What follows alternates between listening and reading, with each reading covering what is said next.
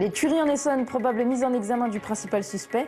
Est-ce que la dernière ligne droite dans la campagne présidentielle peut faire changer d'opinion les électeurs? La 4e édition du championnat de France universitaire de jeux vidéo à Orsay, développant des titres Patrice Arditi.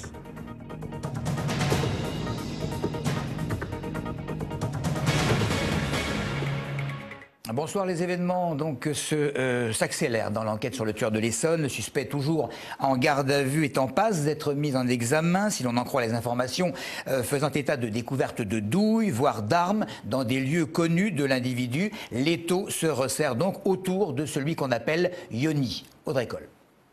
Les charges se font plus lourdes contre Yoni, principal suspect des 4 meurtres de l'Essonne. C'est à Draveil, dans un immeuble récent de l'avenue Henri Barbus qu'il résidait. L'appartement a longuement été perquisitionné par la police judiciaire de Versailles pendant le week-end à la recherche d'indices. Aujourd'hui, c'est notamment sur les indications de Yoni qu'a été retrouvée une arme qui pourrait correspondre à celle ayant servi pour les meurtres. Dans un deuxième appartement où il habitait, à Ris-Orangis, la PJ avait également perquisitionné tout le week-end. Le suspect est connu des services de police pour des faits de violence et décrit comme fragile. Dans les derniers éléments, une douille d'un calibre 7,65 avait été également retrouvée dans les lieux fréquentés par Yoni. L'un de ses voisins reste stupéfait de cette arrestation. Un garçon simple, très gentil, mais bon, un peu dans ses nuages, quoi. Et beaucoup de personnes me le disaient. Bon. Ça fait un choc parce que, bon, pour moi, je pense pas qu'il soit coupable, mais bon, il y a tellement de choses dans la vie qu'il suffit de. La tête tourne dans l'autre sens et puis on le retrouve en prison.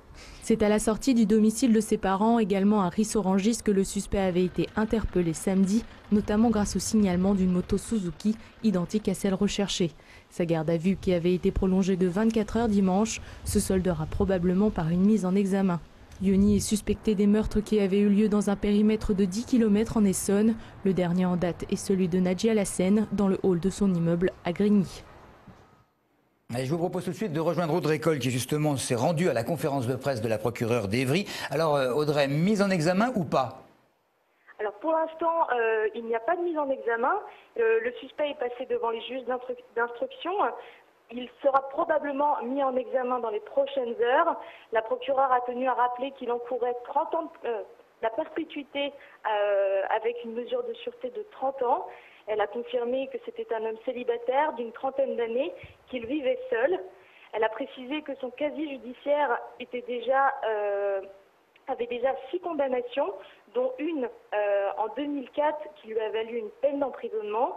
Il a été entendu durant sa garde à vue à 3 reprises, mais il n'a encore rien reconnu. Pourtant, il y a énormément d'éléments à charge, notamment certains indices que le suspect lui-même a permis de retrouver, une moto, un casque, qui sont les éléments que les policiers recherchaient, une douille 7,65 qui a été trouvée proche de chez lui, ainsi que 2 armes 7,65 automatiques avec des munitions. Pour le moment, il n'est pas possible d'affirmer que ce sont les armes du crime, mais une expertise balistique est en cours. Le deuxième suspect qui avait été interpellé avec lui a été libéré dimanche soir. Ce deuxième suspect avait juste eu une identité usurpée pour immatriculer la moto. Merci Audrey. L'ouverture d'un procès, un autre devant le tribunal correctionnel d'Évry, celui de 9 jeunes hommes âgés de 20 et 24 ans, originaires de Quincy sous Sénart. Ils comparaissent pour vol de voiture, vol à main armée et attaque de distributeur automatique de billets en Essonne et dans le Val-de-Marne. C'est en fin de semaine que 2 élèves de 6e du collège Eugène Delacroix à Draveil ont tenté de mettre fin à leur jour. Juste après leur cours, les 2 adolescentes âgées de 12 ans se sont enfermées dans les toilettes, ont avalé une forte dose d'un médicament utilisé pour traiter l'hypertension. Des surveillants les ont retrouvés inanimés peu après et ont immédiatement appelé les secours. Les collégiennes, elles séjournent évidemment dans 2 hôpitaux d'Île-de-France. Il semble que l'une des 2 ados ayant déjà tenté un passage à l'acte ait entraîné sa camarade.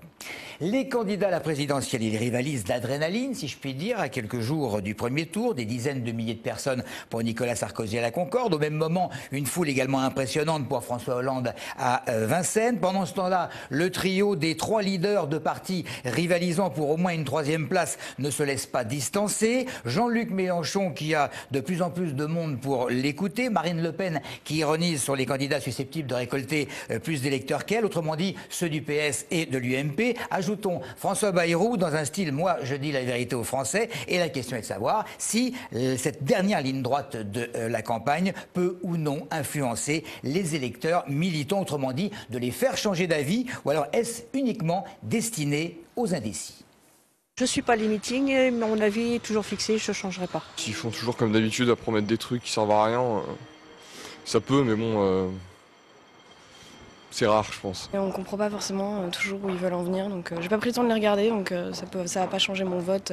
Peut-être cette semaine, ça va être décisif, mais non. Ça m'intéresse pas trop parce que j'ai déjà mon idée et je sais déjà pour qui je vais voter. Maintenant, ça peut être très intéressant pour les personnes indécises, étant donné qu'elles peuvent voir ce que vont dire les candidats. J'ai pas vraiment suivi la campagne, donc je me pose encore la question de savoir qui je vais voter. Je ne sais pas si ça les fait changer d'avis, mais c'est bien pour les conforter dans leur choix et pour qu'ils aient un peu plus une idée précise de ce que pensent les personnes pour qui ils pourraient voter. Moi, je ne les suis pas.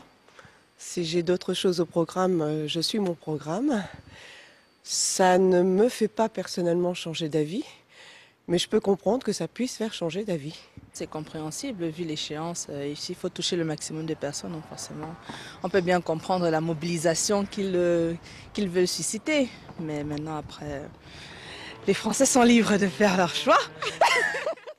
On passe au job d'été, ça se cherche et ça se trouve. C'était d'ailleurs le cas aujourd'hui à Massy, organisé par la mission locale. Cette rencontre permet aux plus de 16 ans de trouver pour les mois de juin et septembre un petit boulot. Sur place, des intervenants conseillés également sur l'écriture et la présentation du CV. Voici quelques conseils adressés aux jeunes en recherche d'emploi d'été.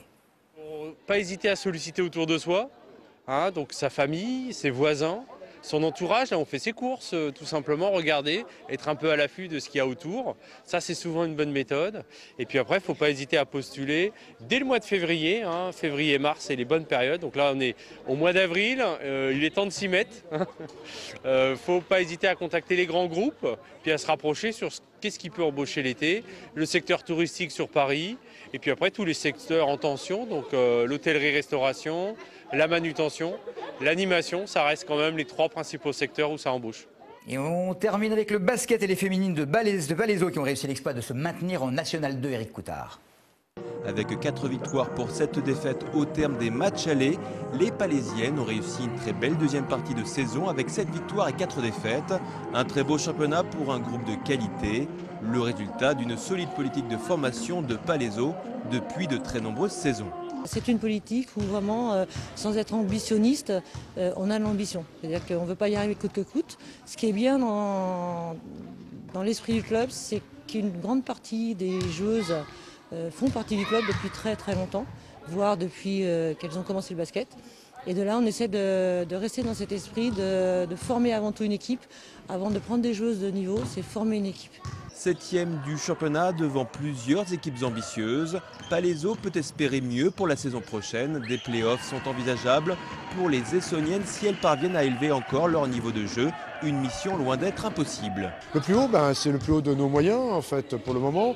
Il y a l'air d'avoir autour de nous beaucoup de volonté de la part de nos élus, de la part de nos partenaires, de la part de tout ça. Donc moi je suis prêt à recevoir l'aide de tout le monde, rassembler tout le monde pour un projet sportif qui est bien sympa et d'aller aussi loin qu'on veut pour s'amuser.